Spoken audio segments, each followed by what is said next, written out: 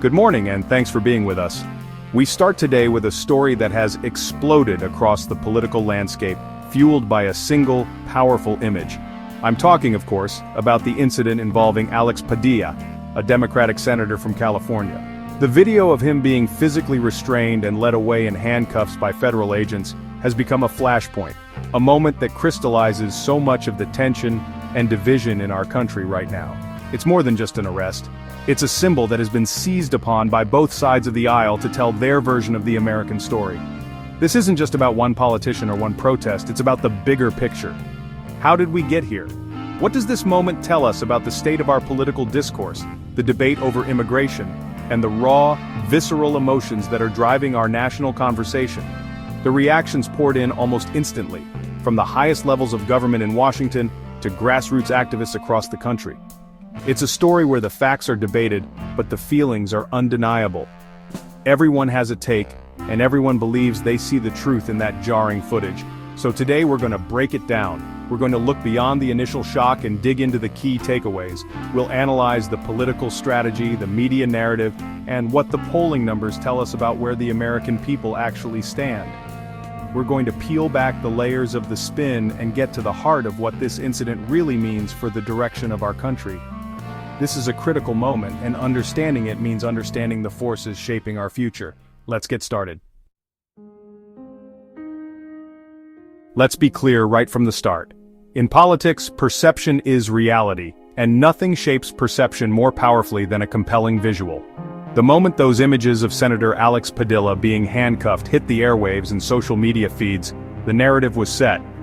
It didn't matter what the official report would later say, or what context might emerge. What people saw was a United States senator, a representative of millions of Californians, being physically handled and detained by federal law enforcement. That is a potent, almost visceral image that immediately short-circuits any nuanced debate. It becomes the story. The video itself became a political weapon. For critics of the administration, it was Exhibit A. It didn't need a lengthy explanation. The footage spoke for itself, conveying a message of overreach and disrespect for democratic norms. News outlets, understanding the power of that imagery, played it on a loop. The clip dominated cable news coverage for hours, replayed again and again, each time reinforcing the initial shock and outrage.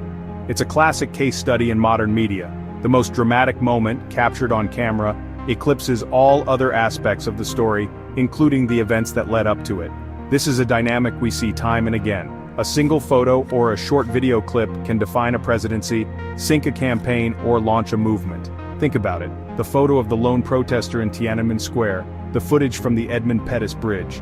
These images become historical markers. In this case, the sight of Padilla in handcuffs became a symbol of resistance for some, and a symbol of necessary law and order for others. But regardless of your perspective, you can't deny the raw power of that visual. It framed the entire conversation before a single official statement was even released. For the Democratic Party, this was not an isolated incident. It was a pattern. Almost immediately, top Democrats framed the detention of Senator Padilla as the latest and perhaps most blatant example of what they call the Trump administration's authoritarian tendencies. The talking points were swift and unified. Senate Majority Leader Chuck Schumer took to the Senate floor not just to condemn the action, but to place it within a much broader, more ominous context. He spoke of an administration that disrespects the rule of law, undermines democratic institutions, and uses the levers of federal power to intimidate political opponents. This narrative is critical to understanding the Democratic response. They see a direct line connecting this event to previous actions. The rhetoric about the deep state, the firing of inspectors general, the use of federal agents against protesters in cities like Portland. To them, Padilla's treatment wasn't a mistake or an overzealous agent, it was a calculated move, or at the very least a predictable outcome of a culture fostered from the very top. House Speaker Nancy Pelosi echoed this sentiment, calling it a frightening abuse of power that should concern every American, regardless of their political affiliation. The strategy here is to elevate the stakes. This isn't just about immigration policy or a protest that got out of hand. Democrats are arguing that this is about the fundamental character of American democracy. By portraying the administration as authoritarian, they are trying to rally not just their base, but also moderate and independent voters who might be wary of what they perceive as executive overreach. The image of a senator in handcuffs becomes a powerful fundraising tool and a central theme in their campaign messaging, warning of a slide away from democratic norms and toward a strongman style of governance. Now let's look at the other side of the coin. The White House and its allies pushed back hard and fast with a completely different narrative. From their perspective, the responsibility for this incident lies squarely with Senator Padilla himself. The official line, articulated by the White House press secretary in a contentious briefing, was that this was a matter of procedure and security. The agents on the scene, they argued, were enforcing the law in a secure area. They claimed that when approached, Padilla failed to identify himself as a senator and did not comply with lawful orders from federal officers. According to this version of events, the senator's status is irrelevant if he is obstructing law enforcement. The White House argument is that no one is above the law, and that includes elected officials. They painted a picture of a chaotic scene where agents had to make split-second decisions to maintain control and ensure their own safety. The blame, therefore, was shifted entirely onto Padilla for escalating the situation. Supporters of the administration amplified this message, accusing the senator of engaging in a political stunt, deliberately provoking a confrontation to create a viral moment for his own political gain. This defense serves a dual purpose. First, it aims to neutralize the powerful imagery by providing a counter-narrative of law and order. It reframes the agents not as aggressors, but as professionals doing a difficult job under pressure. Second, it plays directly to the president's base, which values a tough stance on enforcement and is often skeptical of politicians. The message is simple. If you don't comply with law enforcement, there will be consequences, no matter who you are. The White House is betting that its supporters will see this not as an abuse of power, but as a necessary application of it.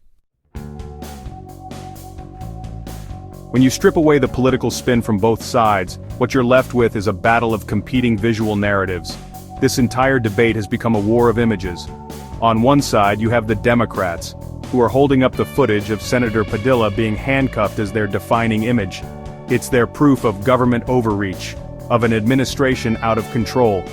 This single visual encapsulates their entire argument, that the Trump administration is using the force of the state to silence political dissent, treating a sitting senator like a common criminal. It's a clean, powerful, and emotionally resonant image for their base. But the White House and its allies have their own set of images they want you to see. They are pushing back with footage from the same protest, but focusing on different moments. They are highlighting images of protesters clashing with police, throwing objects, or shouting aggressively at officers. Their goal is to create a visual narrative of chaos and danger, to justify the need for a strong law enforcement response. They want the public to see the Padilla incident not in isolation, but as a small part of a much larger, more violent scene where agents were under threat. This is the modern political battlefield. It's fought with 30-second clips and still photographs shared on social media. Each side carefully curates the visuals that best support their story. One side shows you the senator in handcuffs, the other shows you a protester throwing a water bottle. One side shows you a peaceful demonstration, the other shows you a line of police in riot gear. Which image you believe tells the real story often depends on your pre-existing political views. The immigration debate is no longer just about policy points, it's about which pictures you find more compelling and more truthful.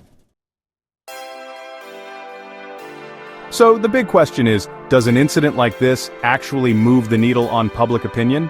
Does it change minds? When we look at the numbers, the answer is complicated. The American public's view on immigration is not monolithic, it's incredibly nuanced. Polling consistently shows that while a majority of Americans may disapprove of President Trump's overall handling of immigration, they are often divided on specific enforcement policies. There's a gap between the broad sentiment and the specifics of enforcement, and that's the space where political battles are won and lost. For example, a recent poll might show that 60% of Americans support a pathway to citizenship for undocumented immigrants who are already here. But that same poll might show that 55% of Americans also support increased border security and tougher enforcement against illegal crossings. This internal conflict is key. Events like the Padilla incident tend to harden the views of people who are already decided. For Democrats, it confirms their worst fears about the administration. For Republicans, it confirms their belief that tough measures are necessary to maintain order. The real battle is for the small slice of voters in the middle, the independents and moderates who are torn. They might be uncomfortable with the images of Padilla's arrest, but they might also be concerned about border security. These are the voters who could swing an election. And what the data suggests is that while a single event rarely causes a massive immediate shift in the national tide, the cumulative effect of these moments can erode support over time. It adds another layer to the narrative, another reason for a swing voter to feel uneasy, and in a close election, that can make all the difference. The Alex Padilla incident is more than just a 24-hour news cycle story. It's a snapshot of a nation grappling with deep divisions. It highlights the immense power of imagery in our media-saturated world, where a single video clip can define a complex issue and ignite a political firestorm. It exposes the starkly different realities that Democrats and Republicans see when they look at the same event, viewing it through the lenses of authoritarianism on one side and law and order on the other. This isn't just a disagreement on policy, it's a fundamental conflict of vision. This story forces us to confront uncomfortable questions about the state of our union. When the detention of a United States senator becomes another partisan football, what does that say about our ability to find common ground? The battle over immigration is increasingly fought not with legislative debate, but with competing visual propaganda, each side trying to provoke a stronger emotional reaction than the other. And while the polling shows a country that is nuanced and often conflicted on these issues, the political discourse is becoming more polarized, more absolute. Ultimately, incidents like this serve as a stress test for our democracy. They reveal the fault lines and the pressure points. The path forward remains unclear. Will moments like these push the country further apart, or could they serve as a wake-up call, forcing a necessary conversation about the kind of nation we want to be? That's the question that hangs over all of this. It's a question that we, as citizens, will have to answer. Thanks for watching.